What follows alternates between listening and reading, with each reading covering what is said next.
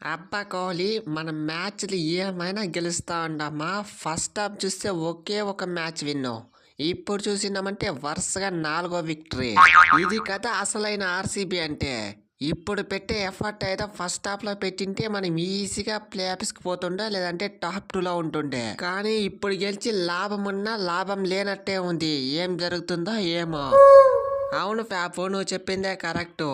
First హాఫ్లో కనుక మనం ఇప్పుడు పెట్టే ఎఫర్ట్లో ఒక 1/4% పెట్టి 2 మ్యాచ్లు ఎక్స్ట్రా గెలిచింటే ఇప్పుడు కథ వేరేలా ఉంటుంది. అయినా ఏమైందిలే, ఇంకా 2 మ్యాచ్లు ఉంది కదా, రెండిట్లో గెలిచినామంటే ప్లే ఆఫ్స్ ఛాన్సెస్ అయితే మనకు ఉంటుంది. అరే ఏంటి కోహ్లీ బ్రో, నీకైతే జాలి దయా కరుణ అలాంటిది ఏదీ లేదు. మా పంజాబ్ కింగ్స్లో ఉండేది బౌలర్స్, లేదంటే బాల్ బాయ్స్ కాదు. మేమైతే అంత మంచి బౌలింగ్ చేసినా నువ్వైతే 90 రన్స్ కొట్టినావు. అంత మంచి బ్యాటింగ్ ఆడితే మా పంజాబ్ కింగ్స్ ప్లే ఆఫ్స్కి పోయేది ఎప్పుడు, కప్పు కొట్టేది ఎప్పుడు? నాకైతే అర్థం అవ్వట్లేదు Kohli bro. Yes, king Kohli దండయాత్ర ఇది. అయినా కప్పు గురించి మాట్లాడుతానా? ఒకవేళ కప్పు అంటూ వస్తే ఫస్ట్ ఆర్సీబీకి వస్తుంది, ఆ తర్వాతే పంజాబ్ కింగ్స్కి వస్తుంది. మాకంటే మీకు ముందుగా రాదు. కాబట్టి మీరైతే డైరెక్ట్గా అస్సాం ట్రైన్ ఎక్కేయండి. ఒకవేళ ఛాన్స్ ఉందా లేదా చూసుకొని మేము వెనకాల వస్తాం. అరే గబ్బరు, మ్యాచ్లోకి ఎప్పుడు వస్తావయ్యా? ఏదో ఒక మ్యాచ్ బయట వెళ్ళిండవని క్యాప్టెన్సీ చేయమన్నారు.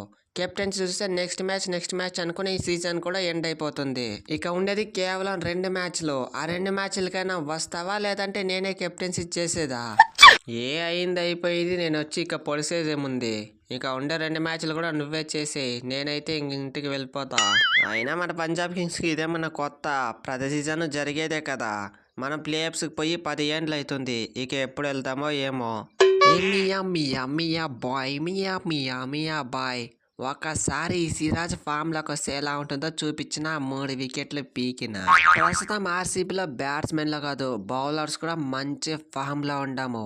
ఇంకా ఇదే ఫామ్ని 2 మ్యాచ్లు కూడా కంటిన్యూ చేస్తాం. ఏదైనా ఒక 1% ఛాన్స్ ఉంటే ప్లేయర్స్కి పోతాం.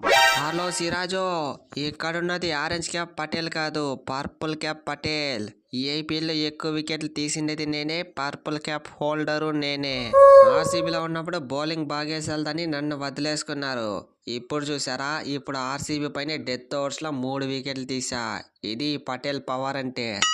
ఈ కోహ్లీకి ఎప్పుడు బాకీ ఉంచుకోవడం నచ్చదు. రుస్సో చేసిన ఓవర్ యాక్షన్కి అయితే హెడ్ షాట్తో ఎండ్ చేశా. సూపర్ బాయ్స్, ఈరోజు అయితే ఆల్రౌండ్ ప్రదర్శన.